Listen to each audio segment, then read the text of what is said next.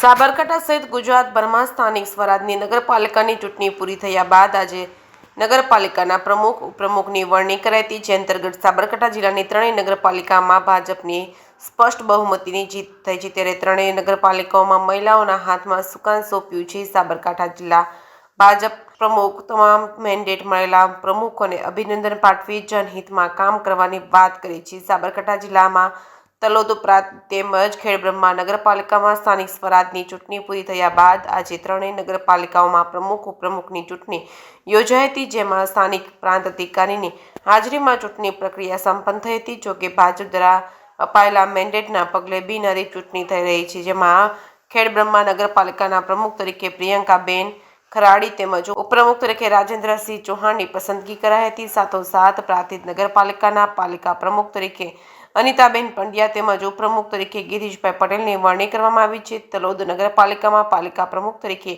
રમીલાબેન મહેશભાઈ ચાવડા તેમજ ઉપપ્રમુખ તરીકે મયુરભાઈ સુરેશભાઈ પારેખની પસંદગી કરાઈ છે। જોકે ત્રણેય નગરપાલિકાઓ પર ભાજપનો ભગવો યથાવત રહ્યો છે, તેમજ અગાઉની ટર્મ કરતાં પણ વધુ બહુમતીથી ત્રણેય પાલિકાઓમાં આ વખતે મહિલાઓના હાથમાં વહીવટીતંત્ર દ્વારા નક્કી કરાયેલી બેઠક મુજબ સત્તાનું સુકાન સોંપાયું છે। જોકે સાબરકાંઠા જિલ્લાની ખેડબ્રહ્મા, તલોદની અને પ્રાંતિજ નગરપાલિકામાં આ વખતે અનુસૂચિત જાતિ, જનજાતિ તેમજ સામાન્ય બેઠક પર મહિલા ઉમેદવારની પસંદગી કરાઈ છે, તેમજ વહીવટીતંત્ર દ્વારા ત્રણેય બેઠકો માટે ભાજપ દ્વારા મહિલાઓને મેન્ડેટ અપાતા તમામ પાલિકાઓમાં ખુશીની લાગણી ફેલાઈ છે। ત્યારે ખેડબ્રહ્મા નગરપાલિકા વોર્ડ નંબર 2ના ઉમેદવાર ડોક્ટર પ્રિયંકાબેન ખરાડીને ખેડબ્રહ્મા નગરપાલિકા તરીકે અપાયું છે। જોકે પાલિકા પ્રમુખ તરીકે મેન્ડેટ અપાયા બાદ તેમને ખેડબ્રહ્મા નગરપાલિકાના પ્રમુખ તરીકે જાહેર કર્યા હતા।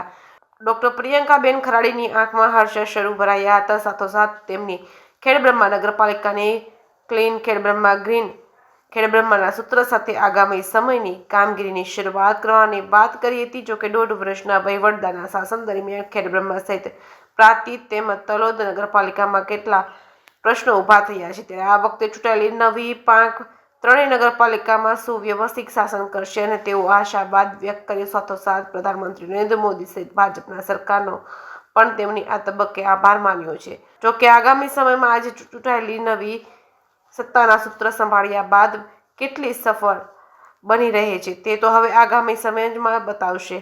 જે ગુજરાતી સાથે અશોક નાઈ, સાબરકાંઠા। ખુશી તો વ્યક્ત કરવી અત્યારે મુશ્કેલ છે।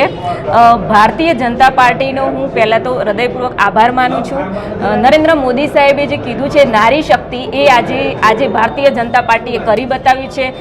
ત્રણ નગરપાલિકાની અંદર મહિલા સીટને ઉમેદવાર માટે પસંદ કર્યા અને ત્રણને પ્રમુખ તરીકે પસંદ કર્યા છે, એ માટે હું પહેલાં તો સૌનો આભાર માનું છું।